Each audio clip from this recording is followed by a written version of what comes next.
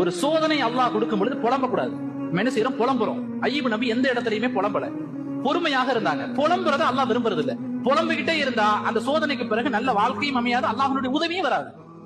அப்ப பொறுமை என்பது வாழ்க்கையில முக்கியம். யாக்கூப் அலைஹிஸ்ஸலாம் அவர்களை பத்தி அல்லாஹ் தஆலா குர்ஆன்ல சொல்லும் பொழுது சப்ரன் ஜமீல், அழகிய பொறுமை என்று அல்லாஹ் குர்ஆன்ல சொல்றான். அழகிய பொறுமை என்ன? அல்லாஹ் நம்மளை சோதிக்கும் பொழுது, அல்லாஹ் நமக்கு ஒரு கஷ்டங்களை கொடுக்கும் பொழுது நம்ம என்ன செய்யணும்? அந்த சோதனைகளை புலம்பாமல் சகித்துக் கொண்டு பொறுமையோடு இருக்கிறது தான் சப்ரன் ஜமீல். அந்த பொறுமைக்கு தான் உபஷிரி சாபிரீன், பொறுமையாளர்களுக்கு நற்செய்தி சொல்லுங்கள் என்று அல்லாஹ் குர்ஆன்ல சொல்றான்.